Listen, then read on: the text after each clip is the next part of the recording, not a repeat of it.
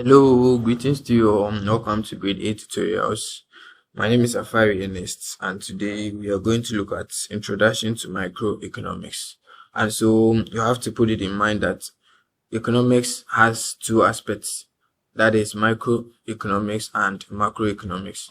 And so for the microeconomics, we are going to talk about consumption, scarcity, and the use of resources. I hope you get that. But when we get to the macro part, we are going to talk about the governments. I hope you get that. And so at all levels of economics, we have three foods. That is on the aspect of the individual, we have the aspect of the firms, and we also have the aspect of the government. And so when you combine the individual and the firm together, that is when we get microeconomics. Do you get it? So the individual and the firms consist, or they are the components of the microeconomics. So everything that we are going to talk about the microeconomics today, we are going to talk about firms and individuals. Do you get it? And so we will concentrate more or much on the government when we get macroeconomics. So let's start with our lesson for today, and that is Introduction to Microeconomics. And so the word economy comes from the Greek word oikonomos, and so this one means one who manages a household. And this word was coined by Aristotle, yes, who is a Greek philosopher and also economist. And so he said, or he brought up the word oikonomos, which in our basic language we call it economy, and it's mean one who manages a household. And when we even say a household, what does it mean by a household? So we say a household is a decision making unit. And so anytime we talk about household, we are referring to those that make decisions. You get it? And especially the emphasis is on the consumer.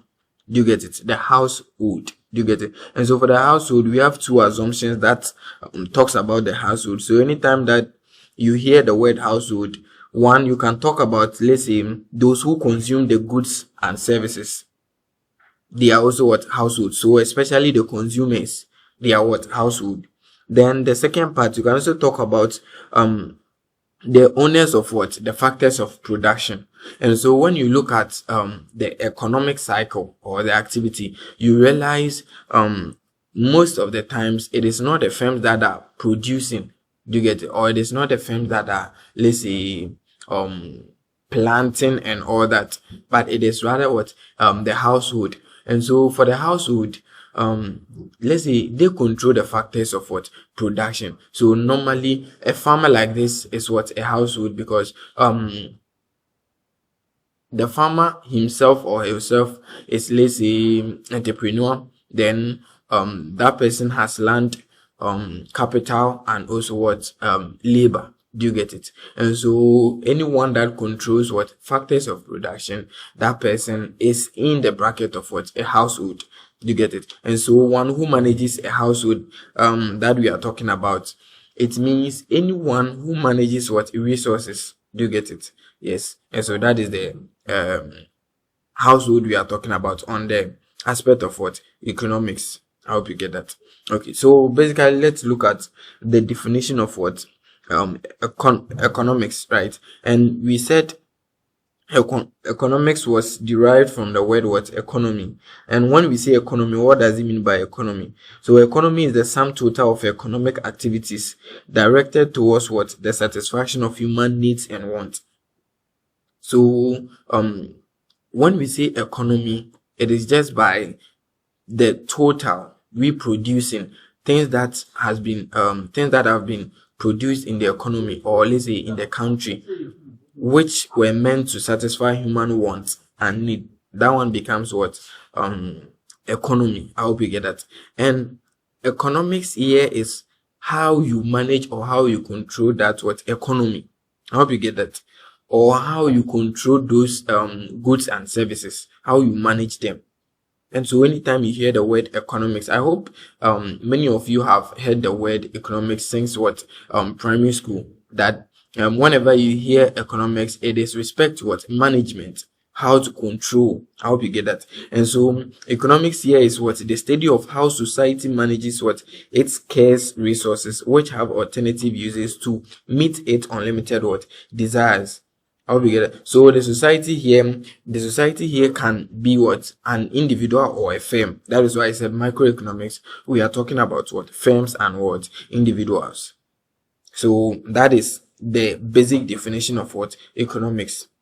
How to manage scarce resources. And so we will just talk more about scarce resources, alternative uses, and also unlimited wants or desires. Okay. All right. So let's move on. So let's look at some of the key terms. And the first one we have what? Resources, right? And so for the resources, we can say they are the means through which goods and services are, let's say, produced to meet the human needs and wants.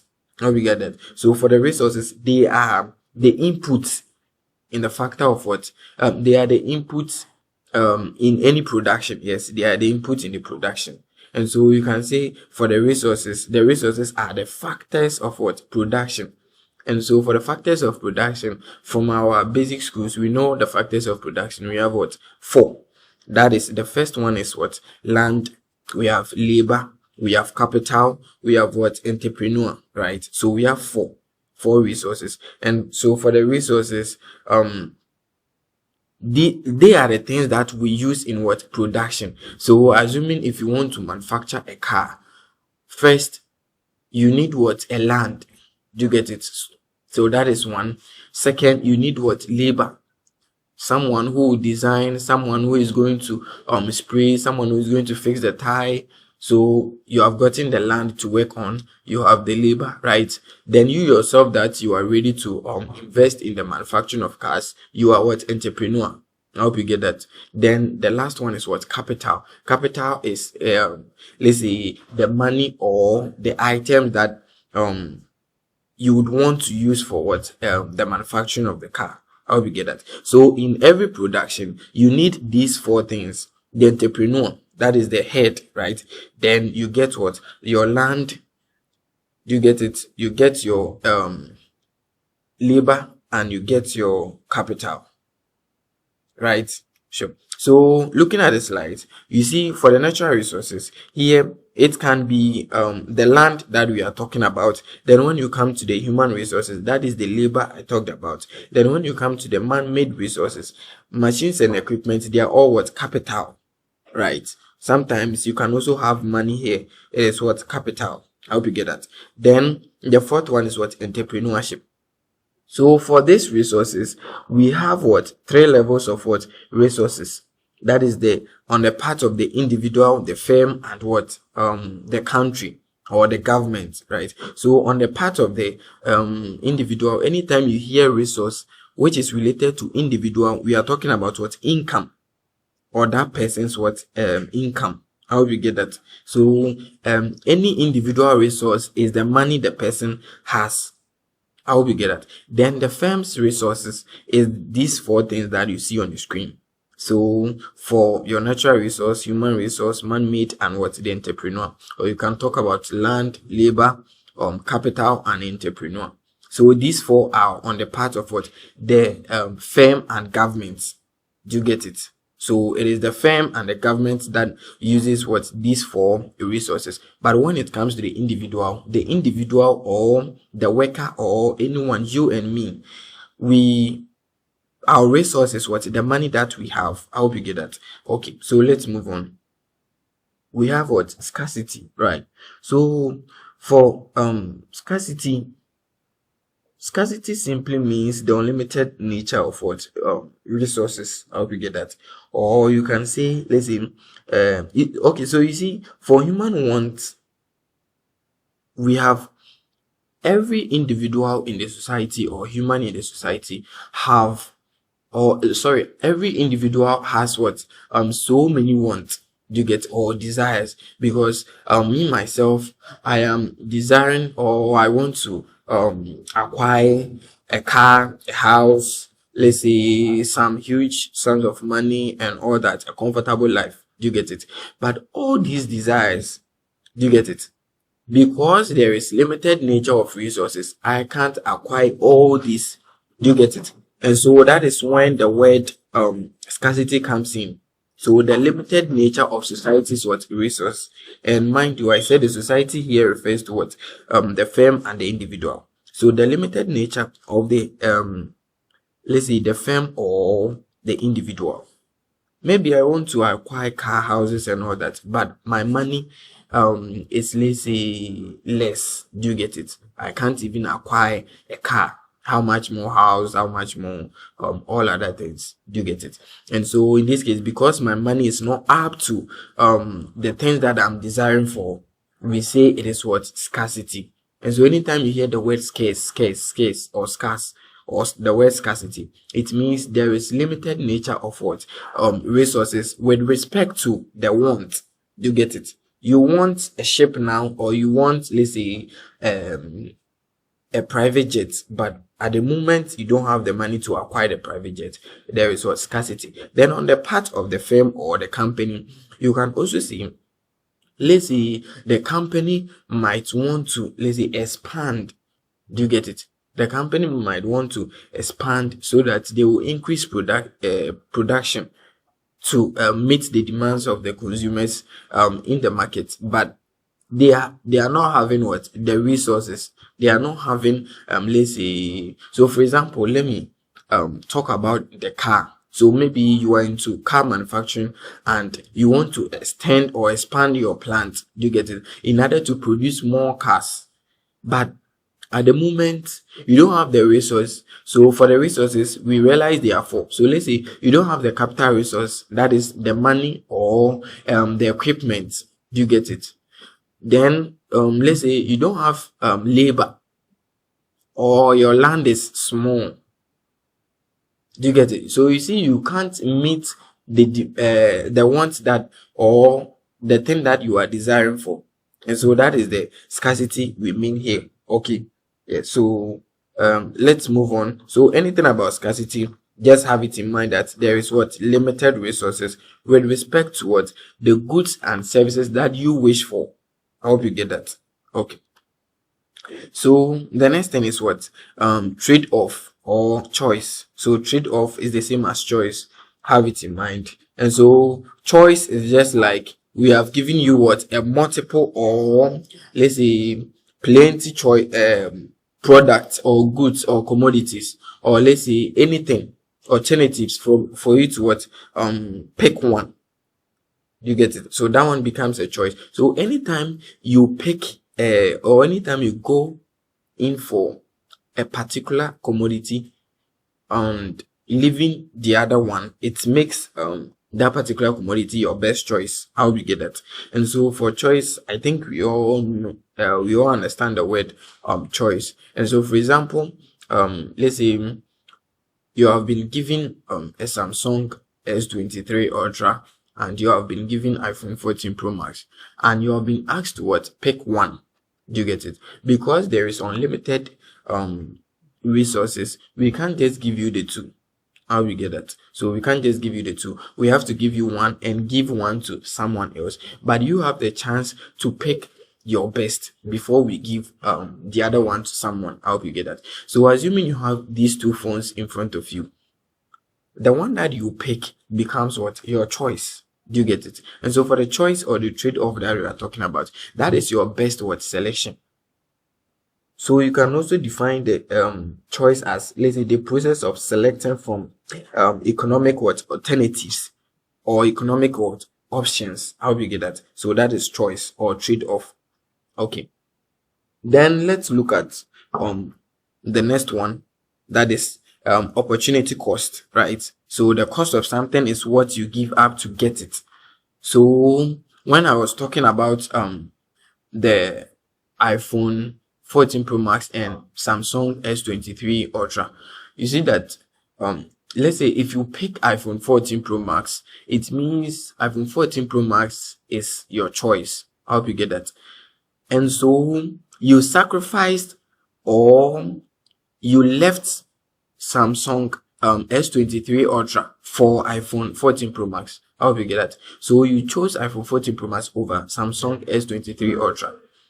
And so the one that you pick or the one that you select is your choice. Then the one that you sacrifice or the one that you leave behind becomes what? Opportunity cost. Hope you get that. So in every situation, anytime you pick a choice, you also go or you also forgo what, let's say opportunity cost or let's say other resource. I hope you get that. So in this case, if you pick iPhone 14 Pro Max and you leave Samsung S23 Ultra, the S23 Ultra becomes what? The opportunity cost because you have forgone.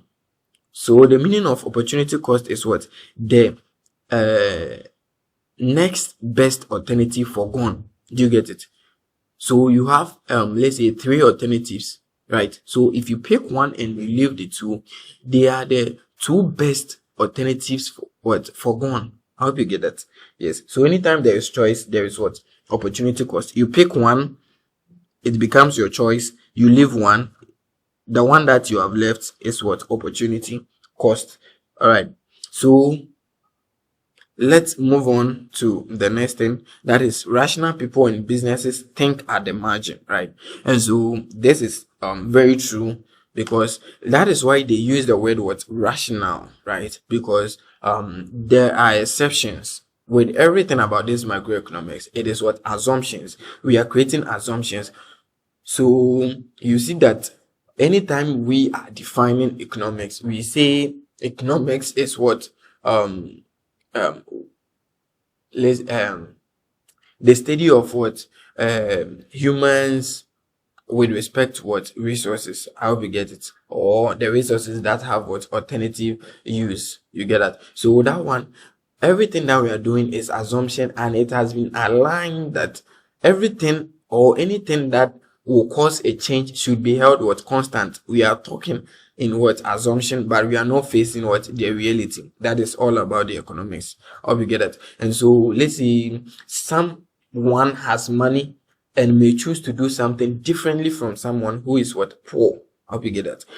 And so in economics, we use the word rational. So anytime we say rational, it means irrespective of your financial stature, we are focusing on one thing. I hope you get that. So rational people and businesses think at the margin. And don't forget, I said the people and the businesses are what? The society that we we're talking about. Okay, so here we say economists use the term marginal changes to describe small incremental adjustments to an existing plan of action, right? So in many situations, people make the best decisions by thinking at the margin. Yes, and it's very true. So let's say always your marginal benefits must exceed what? Your marginal cost. Okay, so that is basically what we are talking about. So let's see the marginal cost and the marginal benefits that we are talking about.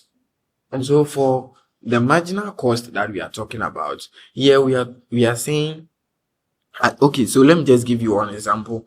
Let's say you are a boat driver or Uber driver, right? So you are supposed to ride, let's say 6 or 7 kilometers, right? Yep. So let's say you are driving 7 kilometers and you are going to pick someone. Okay.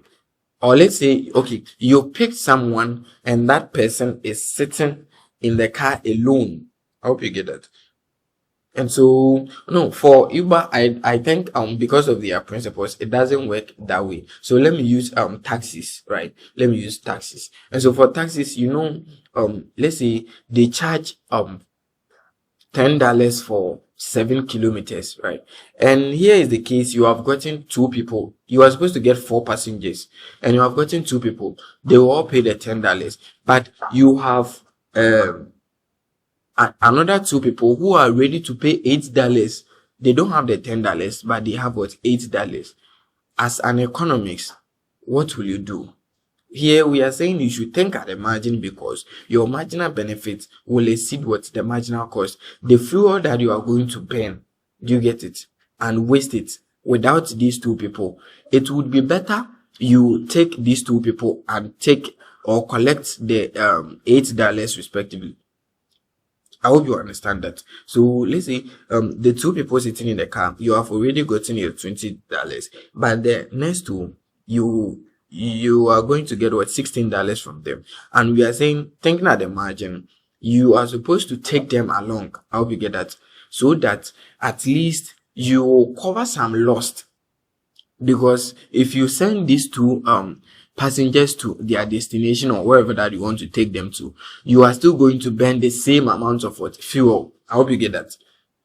Yes. So instead of wasting or having that cost of the fuel burnt, you can also take the two along so that you somehow decrease your cost. I hope you get that. So that is the marginal benefit over the marginal cost. Or let's say you are a trader, you bought tomatoes, and tomato is what, a perishable good, and it has gotten to a point in time that the tomato is what, let's say, how do I even put it, spoiling, right? Yeah. So in this case, what you have to do is, because the tomato is spoiling, you need to reduce the price and you make sure you sell them, other than leaving the tomatoes to spoil completely. I hope you get that. So if you let the tomatoes spoil completely, let's say you are losing $10, so it would be better you sell those tomatoes what, $5. So you see that you will be able to cover some part of what, your cost. The benefit that you derive would be higher or better than the marginal what, cost, or the cost that you would have incurred.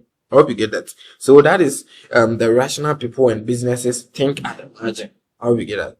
So anytime, because we are all economics and we are also let's say business, we are also into businesses or entrepreneurs, it would be better we always think at the margin so that we don't incur so many loss, okay, in our businesses.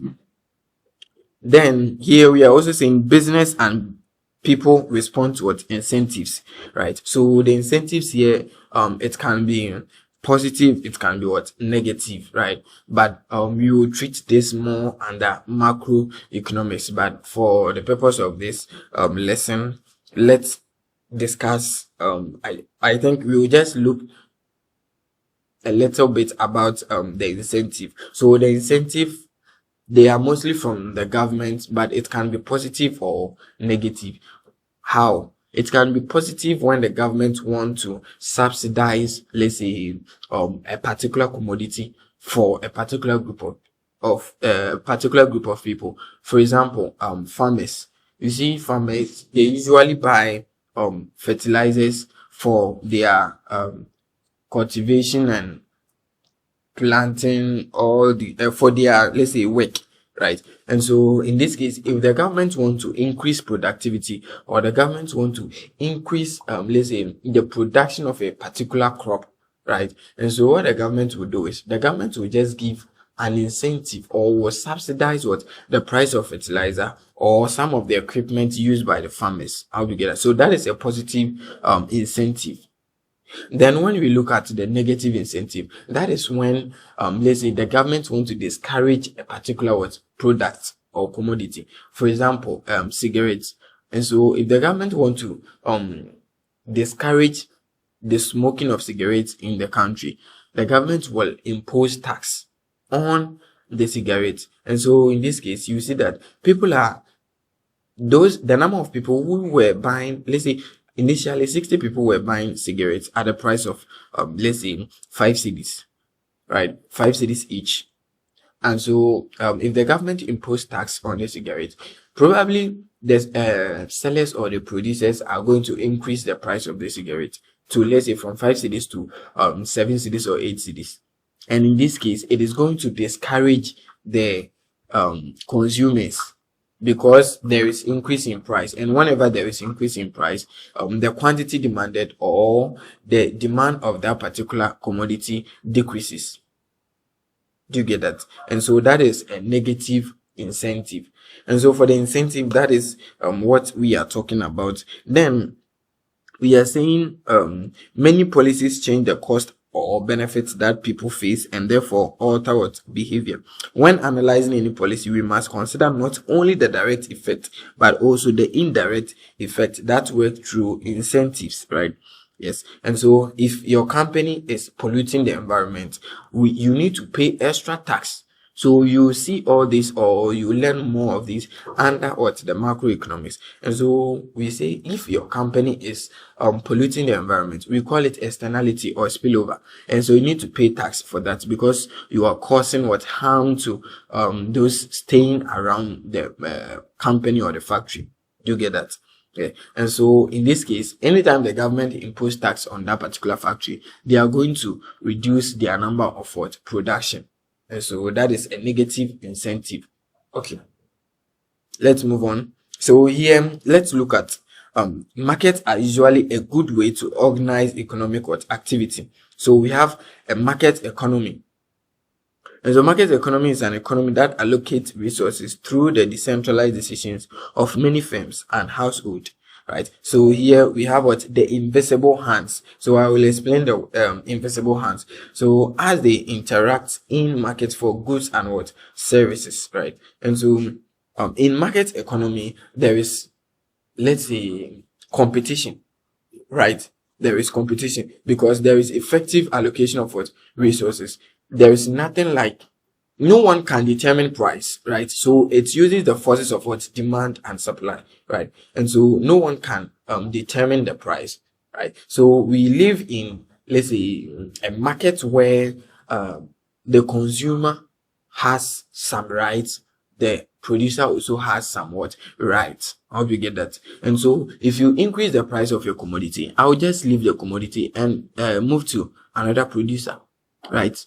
Yes. And also if you're a consumer and you are buying my product, of which the price that you are trying to situate, I am not all that into agreement with you, I will not sell my product to you. Do you get that? So they all have right when it comes to what market economy, that is the consumer and the producer. So here we see firms decide who to hire and what to make. Household, that is the consumers, right? So they also decide which firms to work for and what to buy with their incomes. And so here the firms are deciding who to hire and what to also produce. And the household, they are also they can also decide which firms to work for and also what to buy with their incomes. And so these firms and households interact in the marketplace where prices and self-interest guide their decisions. And so looking at the market economy, you can also define it in other words as the economic situation where supply and demand determine what the production, right, and also what the distribution of goods and services, right? And so it is the forces of the demand and supply. We will talk more about the demand and supply in our next lesson, and you know the reason why demand and supply in the market economy determines what the price. I hope you get that. Yes. So just have it in mind that in the market economy there is what competition among what the firms, and also there is efficient allocation of what resources, right? So we are saying there is efficient allocation of resources because if you misallocate resources, if you try to, let's say, increase prices, or if you try to produce more of a particular commodity expecting that consumers will buy, because of our rights, because of let's say we choose what to buy with our incomes, consumers can choose not to buy that particular commodity and you are going to incur loss. I'll begin that. So firms always allocate resource in the market effectively. I hope you get that. Yes. And I think that will be all for the market economy. Then let's look at government can sometimes improve market outcome, right? And so if the invisible hand of the market is so wonderful, why do we need the government? So here, the invisible hand in economics here refer to, you see, sometimes you would or sometimes you would try to do something that you don't think or you didn't even think about it to benefit the society, but after all it is going to benefit what? The society. I hope you get that. So let's say you might think you are producing, or let's say you are manufacturing a particular product or commodity, expecting that in your self-interest you are selling them to make what? Your profit. But because we are saying the invisible hand, it means in the long run it is also benefiting what society, because you are helping them meet their what demands, right? You are helping them meet their demands or their wants, things that they want or they need. You are helping them get it.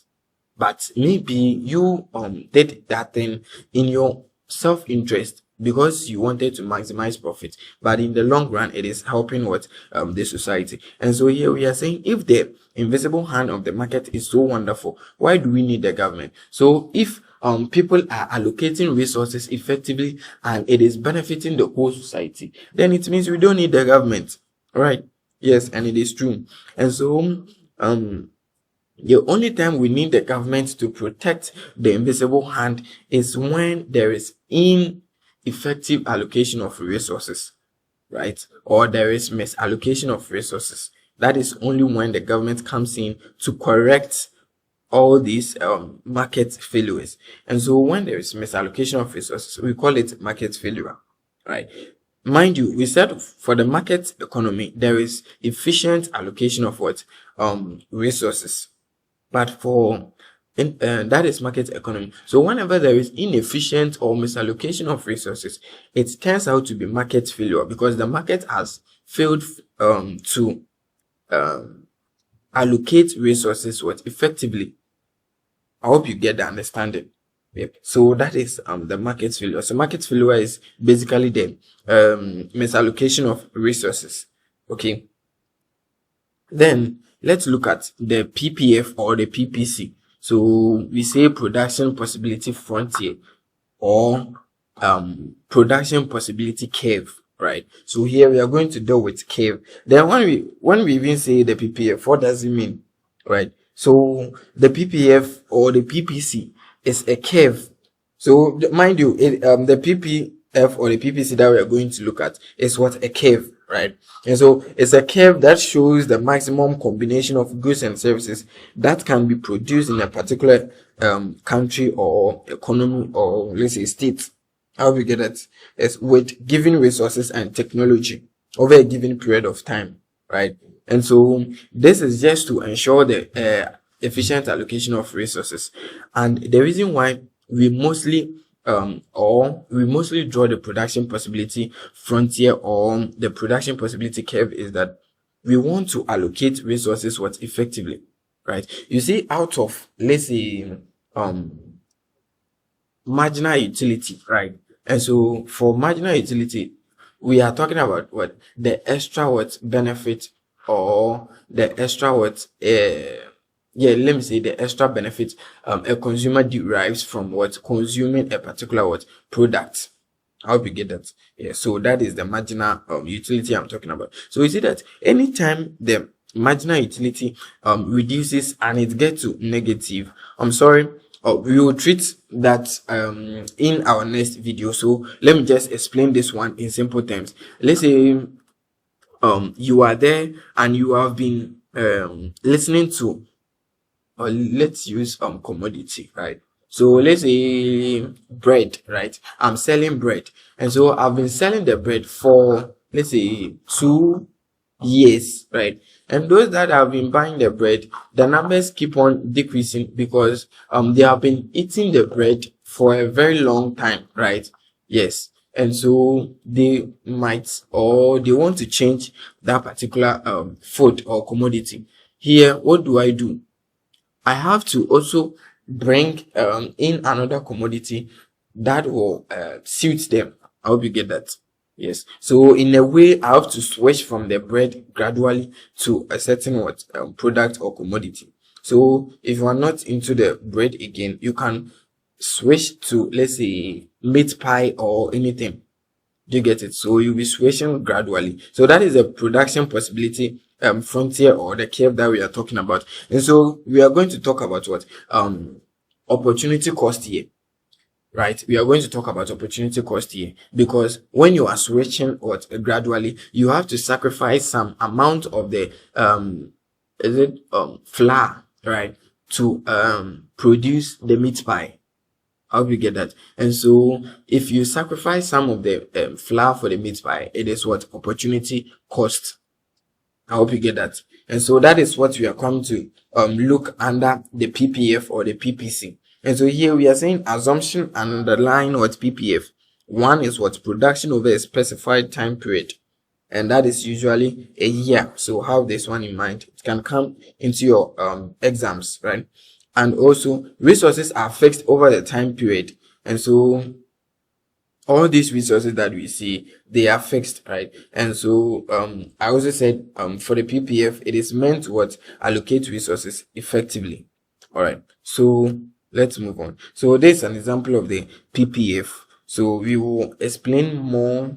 So all those points on the curve, they represent what? Effective allocation of what? Resources, right? Yes. And the point within the curve, which is A, right? And so that one is let's say under allocation of what? Resources, because it is below the curve, so it is under allocation of what? Resources. But that one is what? Feasible. I hope you get that. It is feasible. But for the X, or the point outside the curve, that one is what? Unattainable. Do you get it? So that one is over allocation of what? Resources, and there is no way we can attain that particular point as a country using our prevailing technology and also the goods or the resources available, right? And so we say the X is unattainable, but the A is feasible, and all the points on the curve, they are what? They represent the efficient allocation of what? The resources in the country. I hope you get that. And so looking at the point B, you see for the vertical line, we have what? Quantity of guns produced. Then for the horizontal line, we have what? Quantity of butter what? Produced. And here, starting from the point B, so it means as a country, we started our production at point B. I hope you get that. Then let's say it got to a point in time that we had to change our system, that is our way of producing. That is, we have to switch from a particular commodity to another. So gradually we were changing from, let's say, bread to meat pie. So we reduced the number of bread.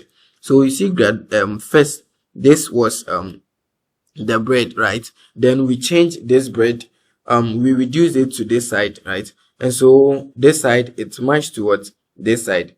It means we have reduced the bread to increase what? The quantity of butter produced. I hope you get that. Yes. So that is what we are talking about. Okay. So you see at point D, it means we reduced. You see that the line on the vertical side has reduced, right? So it means we reduced the number of quantity of guns produced. Then we increased, because initially we were producing this let's say guns, right? And we were producing this butter, right? So we reduced the number of guns to this side, right? This side. Then we increased the number of butter, right? So it means we have sacrificed this particular guns, the guns from this side, right, to increase the butter from this side. I hope you get that. Yes. So that is the opportunity cost we are talking about. Do you get it? So everything about the PPF or the PPC talks about what? Opportunity cost. And so here we are saying the law of increasing opportunity cost and the PPF. That is why the PPF is always what? Concave. So you see that this shape is what? Concave, right? Because it shifts outwards, right? It shifts out, or it bends outward. That is why it is concave. Okay. And so it has a concave shape. And the reason why it has a concave shape is because of the law of opportunity cost. And so when we were talking about this, you see, I said initially we were producing here, then we reduced it to what? This side, and later reduced it to what? This side. And so it means we were increasing the opportunity cost. We first increased the opportunity cost from B to D, right? Then we further on increased the opportunity cost from D to C. I hope you get that. So it means the shape is concave because we were increasing the opportunity cost, right? That is, and I said the opportunity cost is what? The next best alternative for gun, right? And so we sacrifice some of our products or our commodities in order to attain other commodities in question, right? So that is what basically we are talking about here. Then we are saying as we increase the production of one good, we sacrifice progressively more of the other, right? And so as you so let's check this one. You see, this one initially it was 700. Point A was 700 on the vertical one, and here was what, 100, right? Then we reduced the 700 to 650. So it means how many this what bushels, right? So how many bushels that did we sacrifice in order to this is corn, yeah, and this is wheat.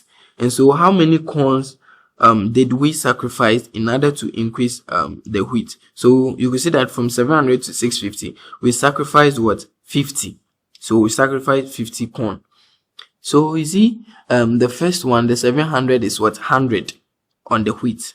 Now when it came down to 650, you see that it has increased to what, 200. So it means they sacrificed the 50 here in order to increase what, the 100 here. I hope you get that. So the opportunity cost here is what, 50 corns, right? So we 50 corn. We increased we reduced the corn by what, 50, right, to increase what, the wheat. Now let's look here. So this is B. Now we moved from 650 to 510. That is point C. And now we are at 380, right? And so from 650 to 510, how many did we sacrifice, right? So I think we sacrificed around 140.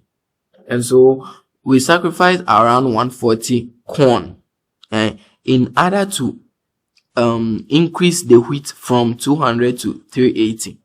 So we are saying the law of increasing opportunity cost. You keep on sacrificing the corn till you get to 0, and you get to what, the highest point of what, the wheat. How do you get that? And so that is what we call the law of increasing opportunity cost. You keep on increasing the opportunity cost for one commodity in order to produce or manufacture what, other commodity. So that is what we mean by the opportunity cost, right? And so this is why the thing is what, concave, right? So looking at the diagram, yes, A was here, B, so they keep on decreasing, A, B, C, D, E. You get that? And so that is why the shape is concave. I hope you get that. And so why is the PPF bowed outwards? The answer is what? It is as the result of what? The law of increasing relative cost, or the law of increasing cost, or the law of increasing opportunity what, cost. And here we say some resources are better suited for the production of one good than the other. So economic resources are easily adaptive to alternative uses, which is very true, because we have scarce resources. It is always better we find, or it is always better we try to introduce opportunity cost in our daily lives. Okay, yes. And so this is where we will end for introduction to microeconomics. In our next lesson, we are going to look at another topic in microeconomics. Once again, my name is Safari Enes, and this is grade 8 tutorials. Kindly subscribe to our YouTube channel so that you will not miss our next videos. And please, if you have any question too, please, you put it at the comment section. We will answer them for you. And until then, I say bye bye.